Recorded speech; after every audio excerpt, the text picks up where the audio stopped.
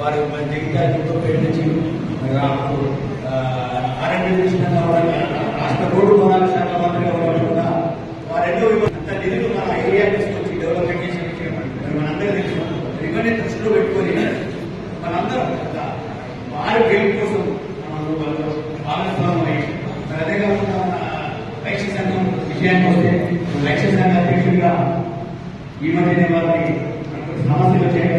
ఆ సమస్యలకు వారిని మన వైశ్య సంఘ ఆ స్థలంపై వివాదాలు తీయడం, దానికి అనుగుణమైన సలహా తీసుకోవడం, వారి వెంటనే స్పందించి సర్దార్ సత్తాన్ని వైశ్య చేస్తుందని సంఘీభావంగా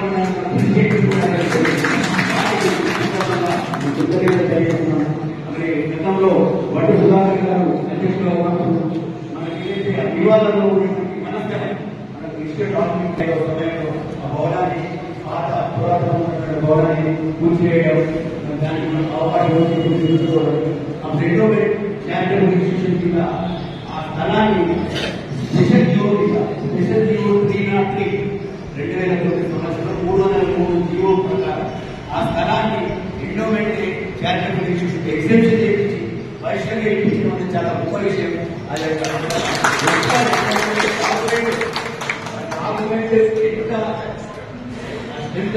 వారు ఇచ్చిన జీవో జీవో తోటే భవనంగా నిర్మించుకోగలిగారు.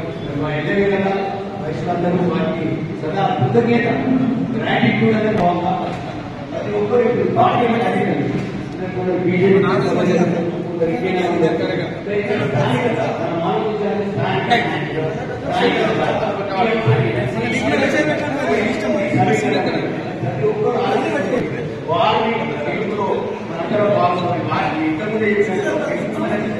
మనం ఒక క్యాండిడేట్ అభ్యర్థి వాళ్ళు చాలా మీటింగ్ జరిగింది, అంతా మాట్లాడడం చాలా పొందారు. కాబట్టి నేను ఎక్కువ సమయం తీసుకోకుండా అవకాశం ఇచ్చినందుకు ఈ కార్యక్రమం ఏర్పడింది.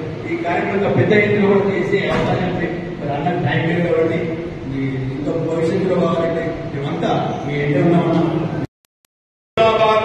ప్రాంగణంలో లోకసభ పరిధిలో ఎవరు ఉన్నా కానీ ప్రత్యేకంగా ఫోన్ ద్వారా కానీ మరి వెళ్లి వచ్చైనా మంచిది మన బంధుమిత్రులు తెలిసిన వారిని ప్రతి ఒక్కరిని కూడా కాంగ్రెస్ పార్టీ అభ్యర్థి జీవన్ రెడ్డి గారి వ్యక్తిత్వం మనం చెప్పేది కాదు, మనకంటే ఎక్కువ బయట ప్రాంగణాలు కూడా తెలుసు. ఎన్నోసార్లు ఇప్పుడు 3 పర్యాలు నిజామాబాద్ వరకు కూడా వెళ్లి రావడం జరిగింది. వెళ్ళొస్తే మేము ఎంతో అదృష్టంగా భావిస్తున్నాం, ఇలాంటి నాయకులు మేము ఓటేస్తున్నాము అని చెప్పి వాళ్ళు అంటుంటే ఒక్కొక్క గ్రౌండ్ మన వాకింగ్ గ్రౌండ్స్ గా వాళ్ళు వెళ్తే నిజంగా మేము ఒక ఎంపీ పోటీ చేసే అభ్యర్థి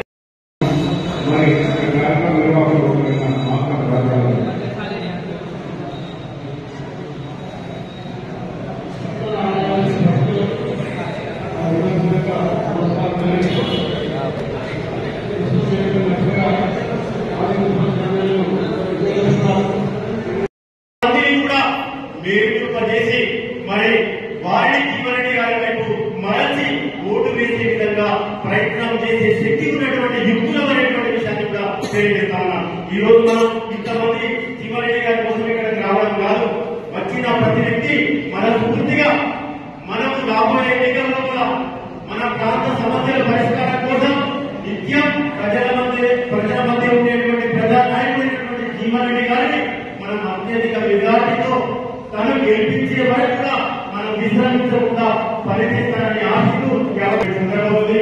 వారి గురించి మీ అందరికీ తెలియదు కానీ పోల్చినటువంటి అవసరం లేదు. ఆరోగ్య మినిస్టర్గా ఉన్నప్పుడు ఈ రోజు వాస్తవంగా ఈ ప్రాంతం అభివృద్ధి జరిగింది అంటే కాంగ్రెస్ పార్టీ ఈ ప్రాంతానికి సంబంధించినటువంటి ప్రజానాయకుడు జీవన్ రెడ్డి గారిని తెలియజేస్తూ ఈ అవకాశం ఇచ్చినటువంటి మిత్రులకు ధన్యవాదాలు తెలియజేస్తూ జై కాంగ్రెస్ జై జీవన్.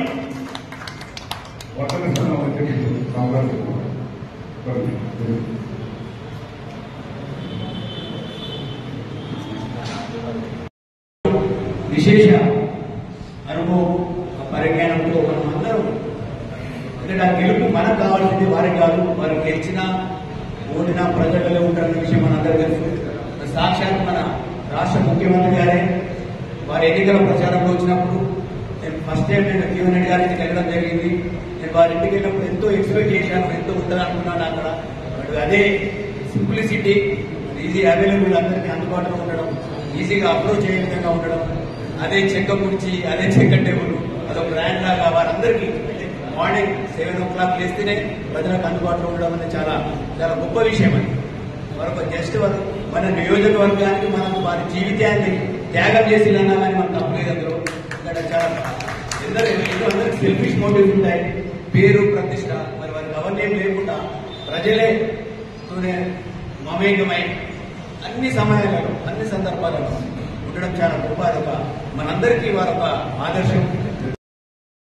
వైద్య సంఘం అధ్యక్షుడుగా ఉన్నప్పుడు వైద్య సంఘం గురించి మీటింగ్ పెట్టి అన్న ఎట్లా చేయాలన్నప్పుడు వైఎస్ రాజశేఖర రెడ్డి గారు సీఎం ఉంటే వారికి ఒకటే అడిగింది, నీకు మెడికల్ కాలేజ్ ఇస్తా, నువ్వు వైద్య భవన్ ఇది ఎందుకు ఎండోమెంట్ నుంచి అడుగుతున్నావంటే అన్న సార్ నాకు అడగద్దు, మా వైద్యులకు జగిత్యాల వైద్యులకు ఈ వైద్య భవన్ కావాలి అని నిజంగా ఆ రోజు పట్టుదల బట్టి నాకు మెడికల్ కాలేజ్ వద్దు, మా వైద్య భవన్ మా జగిత్యాల వైద్యులకు కావాలని ఇప్పించిన ఘనత నిజంగా మన జీవన్ రెడ్డి గారు మనం ఎంతో రుణపడి ఉన్నాం.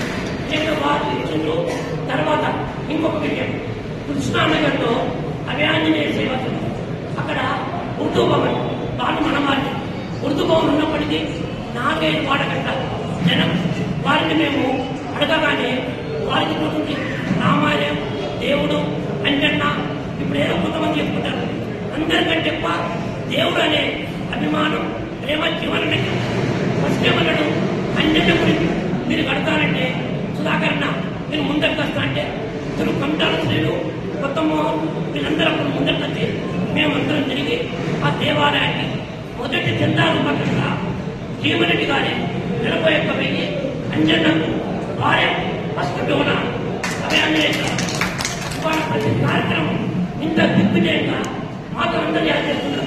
మనం 100 మంది కూర్చుంటే నిలబడి చేస్తున్నాం. ఈ రోజు మనందరం ఇక్కడ సమిష్టిగా కూర్చున్నామంటే జీవన్ రెడ్డి గారి కృషి వలన ఇక్కడ ఎందుకంటే ఓల్డేజ్ 50 ఏళ్ళు 30 ఏళ్ళు 40 ఏళ్ళు దేవాలయం దగ్గర నుండి మన జగిత్యాలలో ఒక మంచి దేవాలయం అంటే మిగతా దేవాలయాలు తక్కువ కాదు, క్రమశిక్షణగా పరిపూర్ణంగా ప్రతి దేవాలయం పెట్టినందుకు వాళ్ళు అభయాంజనేయ సేవ సంధిస్తున్నారు. మీ అందరూ సహకారం చేస్తున్నారు. జీవన దగ్గరికి ఎప్పుడు ఏ కార్యక్రమం ఉన్నా పూల వచ్చేటప్పుడు కూడా ఒక్కరోజు ఇక్కడ లేట్ అయితే మన వేరే క్యాస్ట్ వాళ్ళు ఎన్నో వెళ్ళిపోతుంది. ఆ రోజు నేను హైదరాబాద్ నేను త్రోవలున్నా వస్తున్నా అన్నాడు. గత 6 గంటల ఏం చేస్తూ ఆకరణ నిర్ణయం నువ్వు తీసుకో, నేను నీకు సపోర్ట్ నిర్ణయం మాత్రం నిర్ణయం అనక. మన ప్రియతమ నేత ఈరోజు ఈ కార్యక్రమ ముఖ్య అతిథి శాసన మండలి సభ్యులు ప్రస్తుతం నిజామాబాద్ పార్లమెంటు సభ్యులైనటువంటి అమ్మ జీవనన్న గారు, వేదికపై పైనటువంటి పేరు పేరున పెద్దలందరికీ కార్యక్రమానికి తరలివచ్చిన నిజంగా గతంలో ఎందుకు మర్చిపోతానంటే గతంలో గత ఎన్నికల్లో ప్రభుత్వం వచ్చినప్పటికీ మనము మన ప్రాంత అభివృద్ధి దూరం చేసుకున్నటువంటి సందర్భం. అంటే జీవన్ రెడ్డి గారిని మనము గెలిపించుకోలేక వాస్తవంగా పక్కన ఉన్నటువంటి నియోజకవర్గాల్లో కూడా పూర్తి స్థాయిలో గెలిపించుకొని జగిత్యాల జిల్లా కేంద్రంలో ఉండేటువంటి నడుపులో ఉన్నటువంటి మన అన్నగారిని గెలిపించుకోకపోవడం చాలా బాధాకరమైనటువంటి విషయం. అలాంటి బాధను మనం ఈరోజు పక్కన పెట్టి స్థానికంగా మన సమస్యలు పరిష్కారం కావాలన్నా నిజానికి స్వాతంత్రం నుంచి 75 సంవత్సరాలు గడిచినప్పటికీ ఈ నిజామాబాద్ పార్లమెంటు స్థానంలో ఉండేటువంటి వివిధ అంశాలు కావచ్చు, చాలా పెండింగ్లో ఉన్నటువంటి సమస్యల పరిష్కారం కోసం ఈ రోజు ప్రజల మధ్య ఉన్నటువంటి మన ప్రజా నాయకుడైనటువంటి జీవన్ రెడ్డి గారిని గెలిపించుకోవాల్సినటువంటి అవసరం ఉంది. ప్రతి ఒక్కరూ మాట్లాడుతూ ఈనాటి సమావేశానికి విచ్చేసినందుకు మీ అందరికీ కృతజ్ఞత తెలియజేస్తూ, ముఖ్యంగా ఈ వర్తక సంఘ భవనానికి కూడా 10 లక్షల రూపాయలు లిఫ్ట్ గురించి మంజూరు చేసినందుకు సభాముఖంగా నేను కృతజ్ఞత తెలియజేస్తున్నాను. ఎందుకంటే ఆర్యవైశ్యులు అంటేనే దాదాపు 90% మంది వ్యాపార కులానికి చెందినవారు, వ్యాపారస్తులు. మరి అలాంటి వ్యాపార సంస్థకు సంబంధించిన సంఘ భవనానికి కూడా వారు అండగా నిలిచినందుకు మరి ఈ వేదికను నేను శుభాకాంక్షలు తెలియజేసినందుకు వారికి కృతజ్ఞత తెలియజేసినందుకు వాడుకుంటున్నాను. మరి ఇంతవరకు చెప్పిన ఒక అభయాంజనేయ స్వామి ఆలయమే కాదు, వైష్ణవనే కాదు, ఈ రోజు జగిత్యాల పరిధిలో ఉన్న ఏ దేవాదాయ ధర్మాదాయ శాఖకు సంబంధించిన భూములు గాని అన్యాక్రాంతం కాకుండా వాటిని కాపాడి, ఆ ఆస్తులను కాపాడి, ఆ ప్రాంగణాల్లో దేవాలయాలకు సంబంధించిన నిర్మాణాలు అయితేనేమి వాటిని దేవాలయాలకు సంబంధించిన ఆస్తులుగా స్థిరీకరించి వాటిని కాపాడిన ఘనత కేవలం జీవన్ రెడ్డి గారికి రాష్ట్రంలో ఎక్కడ చూసినా గానీ ప్రత్యేకంగా జీవన్ రెడ్డి గారికి దక్కుతుంది అనట అతిశయోక్తి కాదు. ఎందుకంటే ఇట్లాగడ్ లోపల విద్యానగర్ లోపల ఒక రామాలయము నిర్మాణం జరిగింది అని అంటే ప్రతి ఒక్క అణువణువు ప్రతి ఒక్క వ్యక్తి మరి నిర్మాణానికి జీవన్ రెడ్డి గారి సహకారమే ఉంటుంది అని చెప్పి చెప్తారు. క్యాంపులోకి వెళ్ళినట్టయితే రామాలయ నిర్మాణం జరిగింది, అక్కడ ఎన్నో సంవత్సరాలుగా అక్కడ కళ్యాణం జరుగుతున్నప్పుడు మరి ఒక తాత్కాలిక షెడ్ల కింద స్వామివారి కళ్యాణం జరుగుతుంది. మరి ఒక శాశ్వత ప్రాతిపదికన స్వామివారి కళ్యాణానికి ఒక షెడ్ నిర్మాణం చేసినట్టయితే బాగుంటుందని ఒక దూరపు ఆలోచనతోటి షెడ్ నిర్మాణానికి తన సొంత సంబంధించిన ఆలోచనను ముందు పెట్టి ఆ షెడ్డును నిర్మాణం చేపించిన ఘనత జీవన్ రెడ్డి గారి. ఈ రోజు రేపు జరగబోయే కళ్యాణం కూడా అదే షెడ్తో కూడా జరుగుతుంది, మనందరం చూస్తున్నాం. మరి అదే విధంగా ఇప్పటి వరకు వైశ్య భవనానికి సంబంధించింది మన వైశ్యులందరికీ కూడా కోరిక ఉండేది, ఆ ఆస్తి వైశ్యులకు వస్తే మనందరికీ బాగుంది. ఎందుకంటే వైశ్యతే తీసుకోబడిన భూమి, వైశ్యతే నిర్మించబడిన భవనం ఏదో కొన్ని కారణాల చేత దేవాదాయ ధర్మాదాయ శాఖకు వెళ్లడం, మరి అలాంటి స్థలము అలాంటి భవనము మళ్లీ వైశ్యులకు వస్తే బాగుంటుంది, మేమందరం ఐకమత్యంగా ఉన్నామన్న విషయాన్ని తెలియజేసినప్పుడు మరి అలాంటి వైశ్య భవనం మరి రాష్ట్ర చరిత్రలో ముందు గాని రాబో కాలంలో గాని అయ్యే అవకాశం లేకుండా మరి ఈ జగిత్యాల పట్టణ ఆదివేశులకు అందజేయడం శుభసూచకంగా తెలియజేస్తూ మరి చేయాలి. ఆవశ్యకత జీవన్ రెడ్డి గారి గెలుపు మన అందరికీ అవసరం, మనకంటే ఎక్కువ మన జగిత్యాల ప్రాంత వాసులకు అవసరం అన్న విషయాన్ని నొక్కి చెప్తూ నాకు ఈ అవకాశం ఇచ్చినందుకు కృతజ్ఞతలు. జై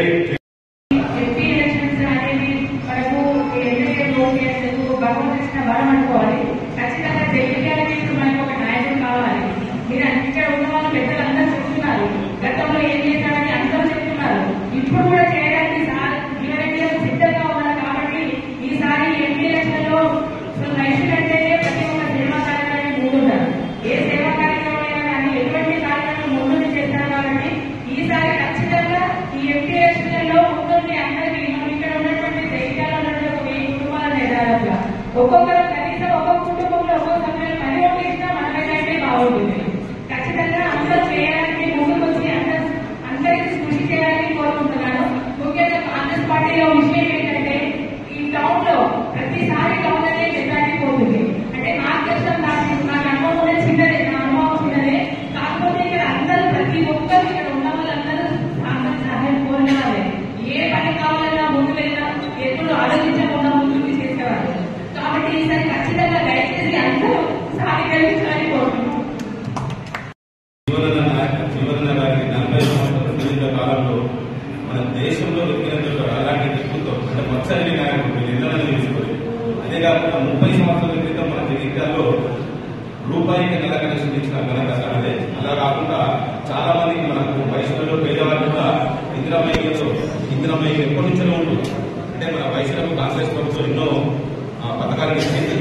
అయినా ఈ మధ్యలో గతాన్ని మర్చిపోయి ఏదో కొత్త విషయాన్ని మనం చేసుకుంటాం, మన కాంగ్రెస్ పార్టీని దూరం చేసుకుంటున్నాం. ఏదేమైనా మన కులం ఎంత పెద్దదంటే మన కుటుంబాలలో ఒక్కొక్కళ్ళకు పెద్ద పెద్ద కుటుంబాలు ఉన్నాయి. ఆ కుటుంబాలతో పాటు గ్రామాలు మండలాల వారిగా కూడా మనకు సంబంధాలు బాగా పెద్దెత్తున్నాయి. మనందరం ఈసారి దేశంలో జగిత్యాల గర్వకరం మన విధంగా జీవన ప్రతి ఒక్కరు ఓటు వేసి గెలిపించుకోవాలి. ఎవరెవరు ఏ పార్టీలో ఉన్నా కూడా మన జీవన స్థానికులు ప్రతి ఒక్కరికి ఆదర్శంగా లాంటి వ్యక్తి, పదిలో అందరికీ ఆదర్శం ఉండే వ్యక్తుల్లో ఈసారి మాత్రం మనం ఖచ్చితంగా జీవనకు ప్రతి ఒక్కరు ఓటు వేసి అందరితో చెప్పి ఓటు వేయించి గెలిపించి అందరికీ గెలిపిస్తారని అందరికీ శిరస్సు వచ్చి మరొకసారి వందనం చేస్తున్నాం. రెండు విషయాలు మాట్లాడతాం. గతాన్ని వదిలేద్దాం, గతం ఏం జరిగిందో వదిలేద్దాం, వర్తమానాన్ని ముందు తీసుకుపోతాం. ప్రజల మనిషి మన లోకల్ అభ్యర్థి.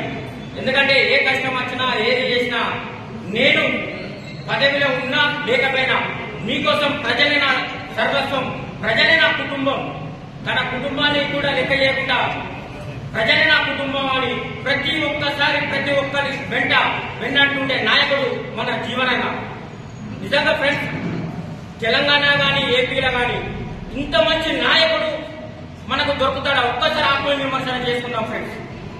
దయతలిచి అన్నిటిగా భావించకుండా ఈ కాలంలో కూడా వయసులు లెక్క చేయకుండా తను నా ప్రజలే సర్వస్వం అని మన కోసం ఏ కష్టం వచ్చినా ఏదొచ్చినా మీ ముందుంటానని చేసిరు. ఫ్రెండ్స్, ఇక్కడ ఒక విషయం చెప్పక తప్పదు. ఆనాడు మన వైశ్య భవన్ కూడా వైఎస్ రాజశేఖర రెడ్డి హయాంలో దాన్ని విముక్తిని చేసి మనకు కేటాయించిన ఘనత మన జీవన తెలియజేస్తున్నాం. చాలా శుభదినం. చాలా ఏళ్ల తర్వాత ఒక మంచి అవకాశం వచ్చింది. వైఎస్ రాజశేఖర రెడ్డి గారి జమానాలో కూడా ఒక్కసారి జీవనాన్ని ఒక్కసారి చెప్పు అవకాశం వచ్చింది. అప్పుడు కొన్ని ఓట్లు కూడా ఓడిపోవడం జరిగింది. మళ్ళీ ఎట్లా అయినా ఎంత కష్టాలు వచ్చినా సుఖాలు వచ్చినా అదే పార్టీలో ఉన్నాము. ఇన్ని సంవత్సరాల నుంచి ఒక 1984 నుంచి ఇప్పటి వరకు ఎన్నో ఒడిదుడుకులు ఎదుర్కొని రాజకీయంగా అన్ని రకాల కష్టాలు అనుభవించగలమే మంచి స్థిరమైన వ్యక్తి జీవన్ రెడ్డి గారు. వారి నాయకత్వంలో నేను కూడా 15 సంవత్సరాల మొదలు ఉన్న టీఆర్ఎస్ పార్టీ ఆవిర్భవించినప్పుడు ఒక 5 సంవత్సరాలు 20 సంవత్సరాల తర్వాత పనిచేసిన రోజుల్లోనే వారి క్యారెక్టర్ నాకు చాలా తెలుసు. ఎందుకంటే ఆర్థిక పరంగా ఎటువంటి లాభాలు ఆశించినటువంటి వ్యక్తి, ఆ వ్యక్తి ఈ రోజు మన ముందు పార్లమెంట్ అభ్యర్థిగా జైత్యాల నియోజకవర్గం నిజామాబాద్ కోసం నిలబడడం జరిగింది. మనకున్న నాయకులంతా ప్రస్తుతానికి జైత్యాల జగన్ కావాలన్నా మనకు పెద్ద నాయకులు కావాలనుకున్న రాష్ట్రంలో కూడా జీవన్ రెడ్డి గారిని గెలిపించడం ఆవశ్యకత.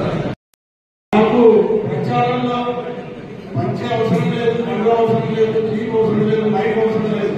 తను కూర్చున్న దగ్గరనే మరి ఆ రోజు సంపాదించేటువంటి కెపాసిటీ ఉన్న వాళ్ళు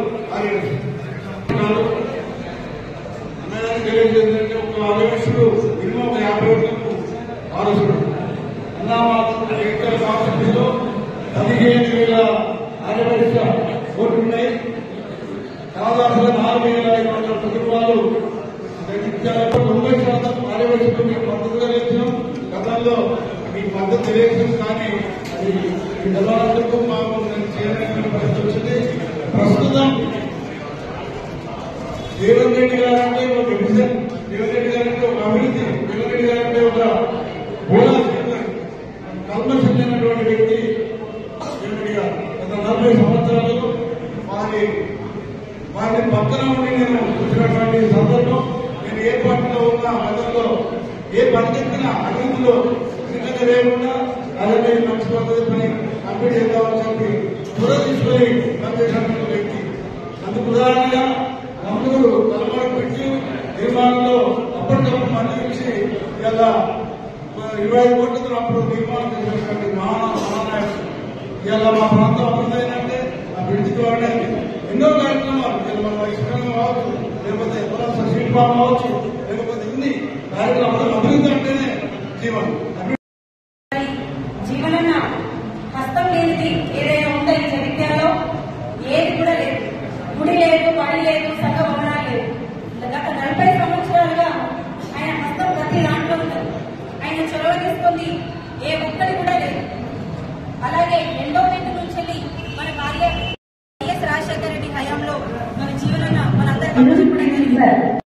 ఇంకా ముందు మనకిప్పుడు ప్రభుత్వం కాంగ్రెస్ ప్రభుత్వం వచ్చింది కాబట్టి జీవనన్నకు ప్రతి ఒక్కరు మద్దతు ఇచ్చి గెలిపించాలని ప్రతి ఒక్కరిని మనస్ఫూర్తిగా కోరుకుంటున్నాను.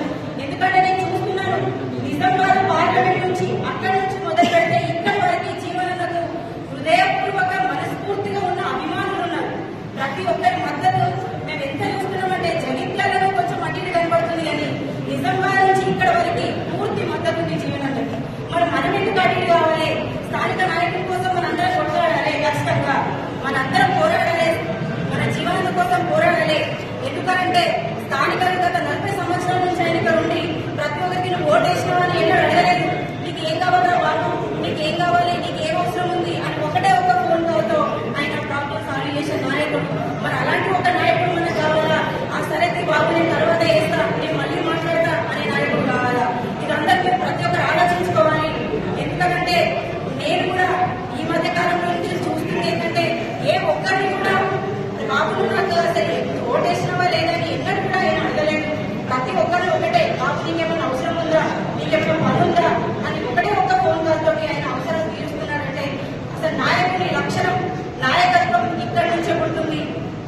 ప్రజానాయకుడు కావాలి కాబట్టి మనం ఆయన కోసం ఓటేద్దాము.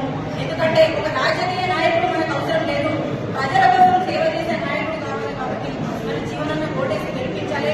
ప్రతి ఒక్కరిని కోరుకుంటున్నాను. వైశ్య సోదరులని వీళ్ళందరూ మాకు కొత్త కాదు, ప్రతి ఒక్క వైశ్య సోదరులందరితో ఒక ప్రత్యేకమైన అనుబంధం ఉంది.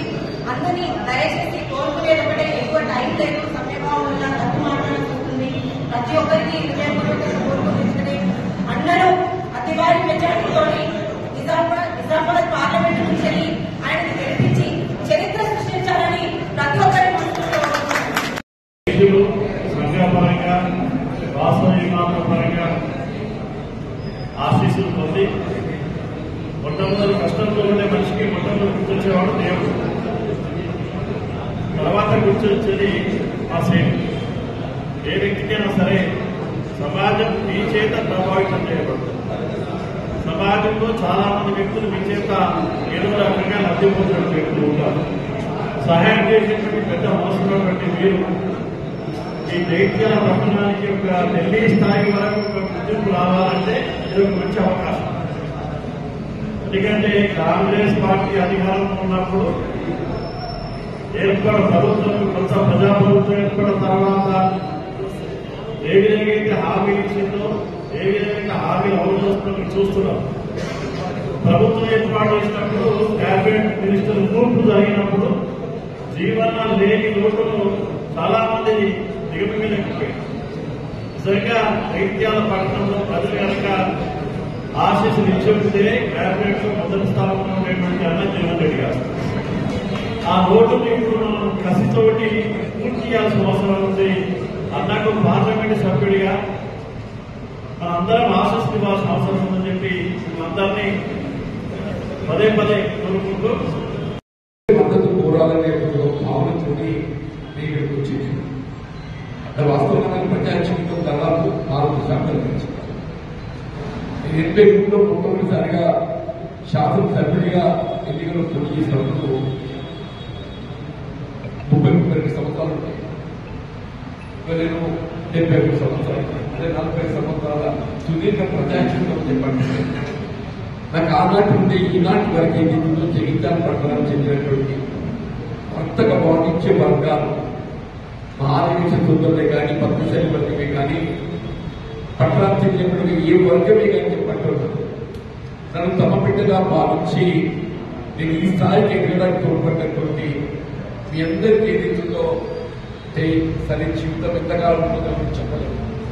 కానీ నా జీవితకాలం సేవ చేసిన కానీ నేను రుణం తీసుకోలేని చెప్పిన సమావేశం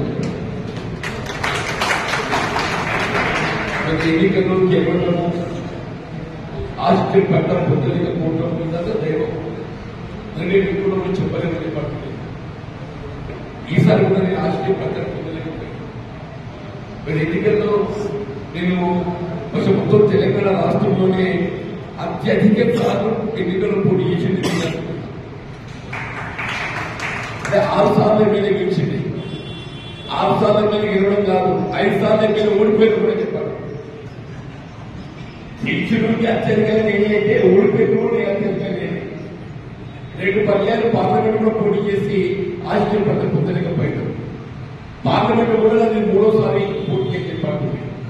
ఫలితం ఏ విధంగా ఉంటుందో మన భగవద్గీత ఏ విధంగా ఉందో చూడాలని చెప్పండి.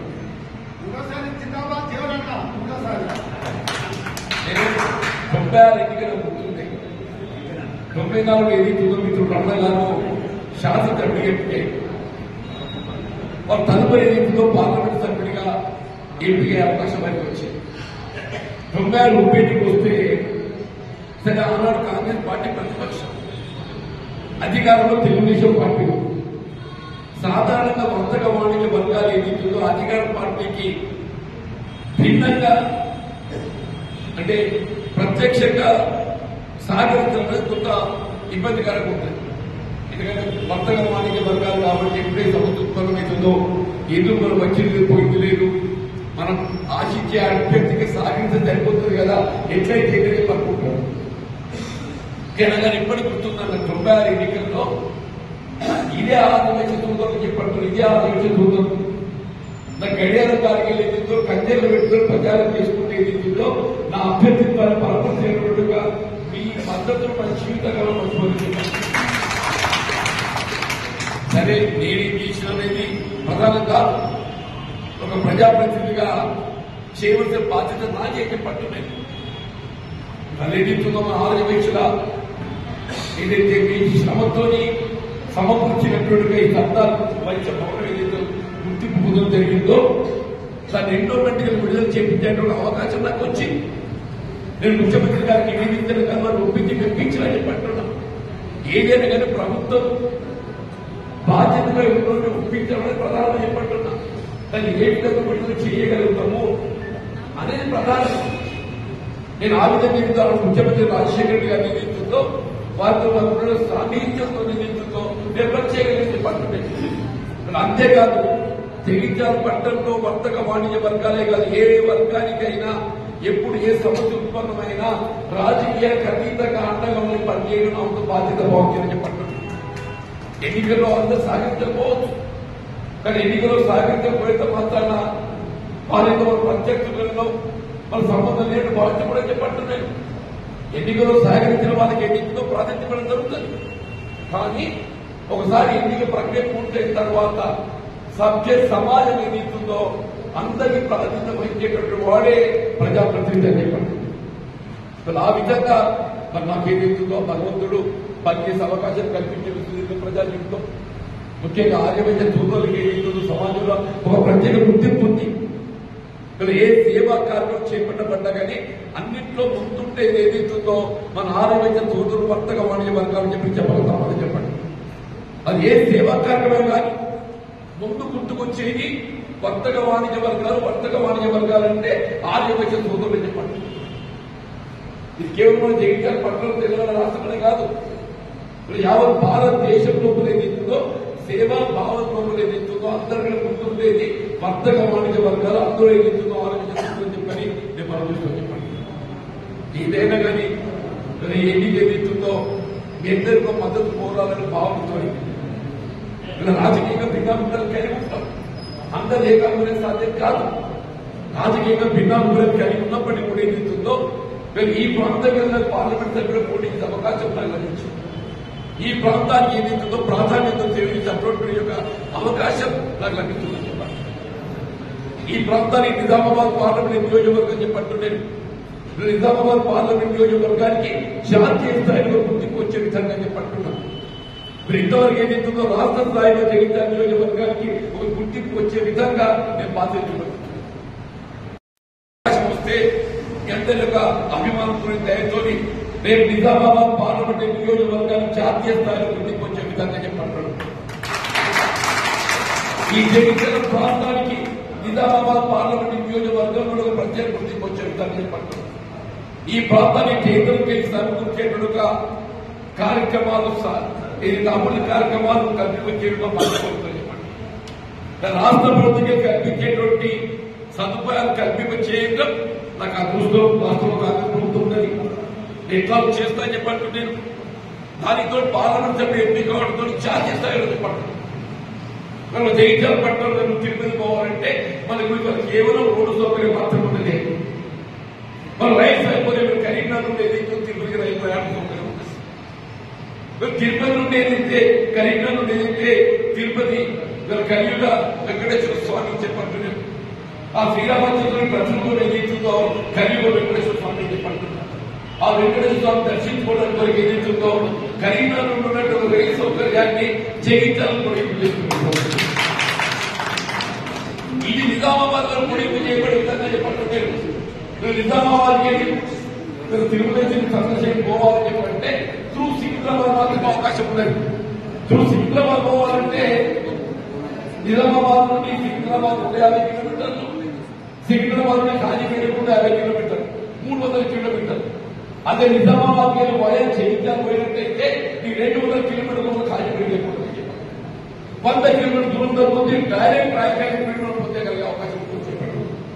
నేను మొట్టమొదటి చేపట్టబడిన కార్యక్రమం చెప్పండి. నేను నిజామాబాద్ నుండి జగిత్యాల ద్వారా కరీంనగర్ ఏదైతే ఏంటో తిరుపతి రైలు లింక్ ఏర్పాటు చేయడం ప్రధాన కర్తవ్యం. ఫస్ట్ నా లక్ష్యం చెప్పడం జరిగింది. 2053 ఒక పత్రిక వార్త గమనించింది. Karimnagar Mumbai link line railway line ఏర్పాటు చేయడం జరిగింది. రైల్వే లైన్ కాదు, రైల్ ఏర్పాటు చేయడం దురదృష్టం ఏంటంటే మనం జగిత్యాల హాల్ టికెట్ మనకి ఇది ఆశ్చర్యం చెప్పంటు నేను ముంబై రైల్ కనెక్టివిటీ ఏదైతే కల్పించడం జరుగుతుందో కరీంనగర్ నుండి నిజామాబాద్ ముంబై కల్పించడం అది వయా జగిత్యాల పోతుంది. వయా జగిత్యాల లైన్ ఏదైతున్నదో జగిత్యాల హాల్ టికెట్ లేకపోవడం ఆశ్చర్యంతో చెప్పండి. అసలు ఈ ప్రాంతం మీద జగిత్యాల అది నాకు అర్థం కాలేదు చెప్పండి. నేను చెప్తున్నాను మన ప్రాంతానికి వెళ్ళి ఏదైతుందో విదేశాల్లో ఉపాధి పొందడానికి అట్లాగే స్వదేశం ముంబై పూర్ణ ఉపాధి పొందడానికి ప్రతిరోజు ప్రతినిత్యం ఇక్కడ మనకు గాంధీనగర్ దాటే బస్సు ఉంటాయి. నేను ఎట్లయితే తిరుపతి రైలు సౌకర్యం ఏర్పాటు చేస్తా చెప్పంటున్నాం ముంబై రైలు హాల్టింగ్ ఏదైతుందో ఇదే జగిత్యాల లింగంపేట హాల్టింగ్ వెంటనే జూన్ జూలైలోగా ఏర్పాటు చేస్తా చెప్తాము. మనకు ఆలోచన నా అభిప్రాయం వ్యక్తం చేసింది. నార్త్ సౌత్ కనెక్టివిటీ ఏదైతున్నదో మన కాజీపేట ద్వారా నేనేమంటున్నా కాజీపేట ద్వారా నార్త్ సౌత్ ఉన్నటువంటి రైల్వే కనెక్టివిటీకి జగిత్యాల నుండి మంచిర్యాల కలిపినట్టయితే మన మంచిర్యాల ఏదైతుందో ఈ రైల్వేలు అయితే కనెక్షన్ దొరుకుతాయి. జగిత్యాల నుండి మంచిర్యాల కింద 50 కిలోమీటర్లు, జగిత్యాల మంచిర్యాల కిందనే 50 కిలోమీటర్లు. జగిత్యాల మంచిర్యాల తగిన రైల్వే కనెక్టివిటీ లైన్ కలపగలిగినట్టయితే నార్త్ సౌత్ ఇది ఒక ప్రత్యామ్నాయ లైన్ మనం ఏర్పాటు అవకాశం లభించని చెప్పండి. ఇది కేంద్ర దగ్గర 50 కిలోమీటర్ లైన్ ఏర్పడిన సమస్య కాదు. వీళ్ళ మనోహరాబాద్ ఏదైతుందో మీకు గజ్వేల్ వెళ్ళి సిద్దిపేట ఏదైతుందో మన ప్రాంతానికి వస్తుంది. ఇక్కడికి ఏదైతుందో మన మంచిర్యాల ఏర్పాటు అవకాశం ఉందని చెప్పంటారు. Such thing can be explore, such things can be explore అని చెప్పంటున్నారు. ప్రజా జీవితంలో పార్లమెంట్ సభ్యుడైన వాడు చేయగలిగే కార్యక్రమాలు అతిగా ఉండేది చెప్పండి. ప్రజా జీవితంలో పార్లమెంట్ సభ్యుడైన వాడు చేయగలిగేటువంటి కార్యక్రమాలు అతిగా ఉన్నాయి చెప్పండి. ఈ ప్రాంతంగా విదేశాల్లో ఉపాధి పొందుతున్నది గల్ఫ్ కార్మికులు ఉన్నత అభివృద్ధి దేశాలలో మరొక లెక్క చెప్పిండే ఒక 10 లక్షల మంది గారు ఉపాధి పొందితే ఒక్కొక్క కార్మికుడు 10,000 రూపాయలు స్వదేశం పంపిస్తే 10 లక్షల 10,000 1000 కోట్లు అయితే సంవత్సరానికి 12,000 కోట్లు, 10 సంవత్సరాలకు 1,50,000 కోట్లు పంపిండారు. ఈ 1,50,000 కోట్లు ఎక్కువ వస్తాయి. విదేశీ మార్గద్రవ్యాలు ఉపయోగిస్తాయి చెప్పండి. మన ప్రాంతంకి వెళ్ళి గల్ఫ్ లో ఉపాధి పొందుతున్నటువంటి కార్మికులు ఈ దేశానికి చెప్పండి నేను 1,20,000 కోట్ల విదేశీ మార్గద్రవ్యాన్ని సమకూర్చిన చెప్పండి. మరి అటువంటి కార్మికుల కుటుంబంలో ఆదుకోవడానికి కొరకు సహాయక కారణం చెప్పండి. అవి కేంద్రంతో చెప్పండి, రాష్ట్ర మొత్తంలో 10% అమ్మకం వస్తే చెప్పండి. నేను మన 10% అమ్మకం సమకూరుతుంటే వాళ్ళ కుటుంబాలు ఆదుకోవడానికి సహాయం చేయాలి చేద్దాం. మీరు వర్తక వాణిజ్య వర్గాలు ఏదైతుందో వాస్తవంగా మీరు సుభిక్ష ఉంటేనే దేశం సుభిక్ష ఉంటుంది. నీ మాట ఎందుకంటున్నా అంటే మన వినియోగదారులు ఎవరి మీద ఆధారపడతాడు? కొనుగోలు అన్ని మీ త్వరగా దొరుకుతాయి. కొనుగోలుదారు సుభిక్షకు ఉంటే వాడు మీ దగ్గరికి ఏది ఉంటుందో కొత్త ఖర్చు వస్తుంది, వాడి కొనుగోలుకి వస్తుంది. వాడు సుభిక్షకు లేకుంటే మీ వ్యాపారం నిలిచిపోతుంది. మీ వ్యాపారం ఆశించిన మేరకు కొనసాగాలి చేపట్టబడాలంటే వినియోగదారులు ఏం చేస్తారు? మన ప్రజానికి సుభిక్ష ఉండాలని చెప్పండి. తెచ్చిపోతే చెప్పండి. మీరు అన్నింటి మించింది ఏదిస్తుందో రవాణా వర్తకం అనేది దేని మీద ఆధారపడి ఉంటుంది? రవాణా మీద ఆధారపడి ఉంటుంది. రవాణాకి ఏంటి? పెట్రోల్ డీజిల్ అని చెప్పండి. 2014లో మీకు క్రూడ్ ఆయిల్ ఏదిస్తుందో $105 బ్యారెల్ ఉన్నాయి. 2014లో క్రూడ్ ఆయిల్ ఇంధనాన్ని ముడిసరుకు పెట్రోల్ డీజిల్ ఇంధనాన్ని ముడిసరుకు అనేది క్రూడ్ ఆయిల్ అన్నాడు $105 బ్యారెల్ ఉంది. ఇవాళ ఎందుకు $70 బ్యారెల్ ఉన్నాయి. క్రూడ్ ఆయిల్ $105 ఉన్నాడు ఏదైతుందో డీజిల్ 50 రూపాయలు ఉన్నాయి. పెట్రోల్ 70 రూపాయలు ఉంటాయి. క్రూడ్ ఆయిల్ ధర తగ్గినప్పుడు అయితే పెట్రోల్ డీజిల్ ధర తగ్గదు. ఏమైంది? ఆనాడు 55 రూపాయలు డీజిల్ ఉంటే ఇవాళ 98 రూపాయలు డీజిల్ ఉందని చెప్పంటున్నాం. అంటే దాదాపు రెట్టిపోయిందని చెప్పంటున్నా.